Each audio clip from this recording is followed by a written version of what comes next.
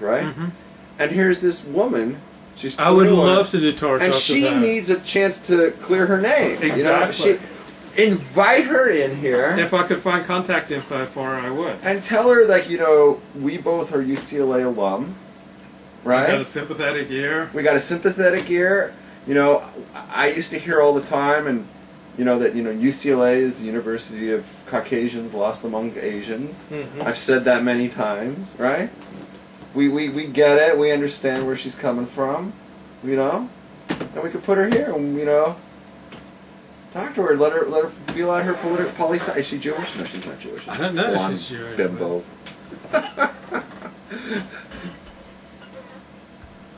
Am I not talking sex? They want to know if they're going to get laid in the afterlife. You won't be a physical being, so how are you going to be penetrated, woman? A woman is as obligated to bring an offering as a man. Okay. The sacrificial system in the book of Leviticus and in the Torah depends upon a conscience. Atonement means you're responsible for your behavior. People have to know whether or not they have sinned for the system to operate. It's not like a modesty committee comes around and tells people they've sinned and need to bring a sacrifice. The system will only work with God-fearing people, and if they take it seriously, it will morally elevate them. In the time when the temple was standing, you'd be required to bring it.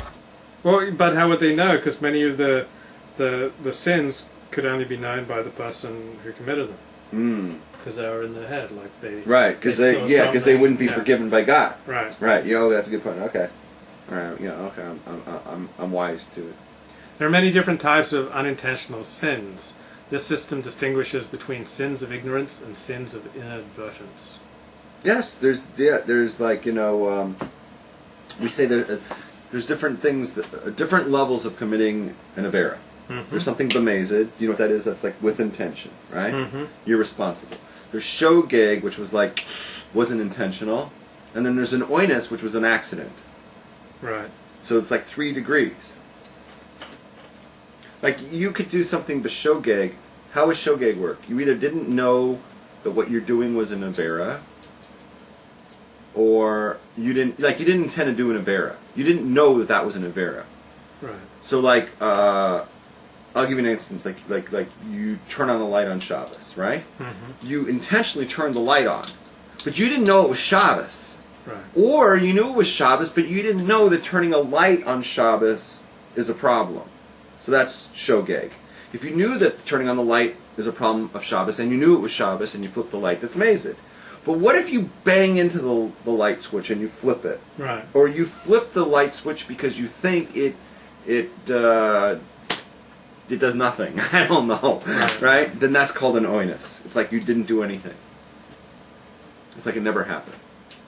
The sacrificial system is a lot like the 12-step program for confessing sin, recognizing the need for a higher power, and taking steps to undo wrongdoing. You have to reconcile with God and man in both systems. So here are the original 12 steps as published by Alcoholics Anonymous. Yeah, but would you tell them who you're quoting? 12 steps. No, where did you get this from? Jacob Milgram. I thought we were done with that book. And I'm not done with that book. It rears its ugly head again. Folks, this is another one of these apikorsum, that this guy is a conservative rabbi, and we went from reform and now we've moved over to conservative, and tonight is Interfaith Talks. I'll be representing Torah, and the one spewing out the heretical quotes is going to be Levi ben Abraham, a.k.a. Luke Ford. Go ahead. So in the 12 steps, we admit we are powerless, that our lives have become unmanageable. We come to believe that a power greater than ourselves can restore us to sanity. We make a decision to turn our will and our lives over to the care of God as we understand Him. We make a searching and fearless moral inventory of ourselves. We admit to God and to ourselves and to another human being the exact nature of our wrongs. One of these? No. Okay. We're entirely ready to have God remove all these defects of our character. We humbly ask God to remove our shortcomings. We make a list of the people we have harmed and become willing to make amends to them all. We make direct amends to such people wherever possible, except when to do so would injure them or others. We continue to take personal inventory, and when we were wrong, we promptly admit it. We seek through prayer and meditation to improve our conscious Are you contact going to read with all? God. I mean, come on! You're boring me to death. Why are we spending so much time on this? I'm on the 11th step. Who cares? What's this got to do with Judaism? What does that have to do with Judaism? Yeah. You don't think this is exactly what the sacrificial system's all about? You know what I'm going to tell you? You know what I'm going to tell you? I went to AA for 3 months. Mm-hmm. Okay, I had to choose between it and Judaism. It's another religion. How so? You didn't read my book. I did, but okay, I'll tell everybody. Okay, here's to memory. Okay, I'm glad you asked. I'm going to answer to everybody. AA is its own religion. Judaism is its own religion. They were never designed to be cohesive, and they are diametrically opposed on certain issues. In AA, they teach, above everything else, the most important thing is to stay sober. At the cost of everything else. They don't care if you keep Torah or not. They will say, if you came here to AA doing Torah, then maybe Torah is leading you to drink and you should give up Torah. Okay? Because the most important thing in the whole universe is don't drink. That is their religion to the elimination of all other religions. They predominate with their doctrine of the don't drink doctrine. Means even if you have to give up Torah to do it. Judaism doesn't give a shit if you drink or not. It doesn't really care. It's fine if you say l'chaim and make a few drinks on Shabbos. Right? Yeah. Okay, you can get drunk on Purim, which is coming up this week. We talked about it. Judaism is fine with that. AA would say, no, God forbid, you can't go to those things. Right? Judaism says, we don't care if you drink or not. You have to keep Shabbos. You have to keep kosher. There's times when you have to drink. And you have to eat meat. Right?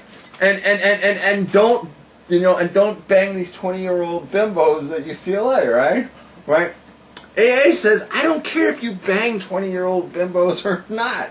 Unless it's Sex Addicts Anonymous. Okay, I'm saying AA. Yeah. As long as you don't drink. Don't drink. So they're two conflicting religions, right? They don't work together. And I'm going to give you my favorite case in point, which is the thing that drove me to the edge. Okay? And why I had to pick between the two is because AA says if you have an hour of free time or whatever, you have to come to a meeting every day. You have to go to a meeting every day. You have to have a sponsor. You got to talk to your sponsor. You got to have a meeting. Okay. Torah says if you have an hour, we want you to put on tefillin. We want you to daven. We want you to learn Torah. Then we don't care about AA meetings. Right now you have to learn Torah and you have to daven. Right? AA says we don't care about the Torah and the tefillin and the talis and the whatever. And the tzedakah. What we care right now is you should go to meetings and stay sober. What do you do in that hour? You got one religion pulling you one way, you got another religion pulling you the other way. Which one are you going to choose? This became a daily battle for me when my time was limited. Which religion do I choose? And I decided I'm going to choose Judaism. And I'm going to learn Torah and daven during that hour. And I'm not going to worry about AA anymore. And I'm not going to make my life about going to my sponsor. And, I'm going to focus on God and Torah and just, try to not drink on my own. And Baruch Hashem, thank God, I've been successful over 28 years. 28 years without a drink or drug. Okay, so whatever. The point is that that's religion on its own.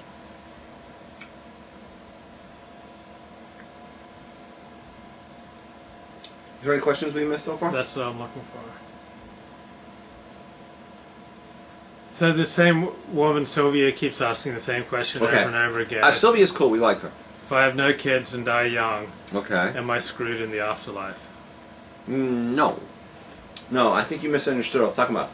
What I said was there's a thing called Chayav Koros. Chayav Koros is a Jew gets cut off. So what does it mean they get cut off for when they do certain transgressions require being cut off? Cut off means either they have an early death, they die without childless, or they could get cut off from the world to come. If they die childless or they die early, right? That doesn't necessarily mean they're cut off from the world to come unless you hold by the Ramban. But if they have the world to come, no, you're not. You should be okay in the world to come. It's just in this lifetime you're going to be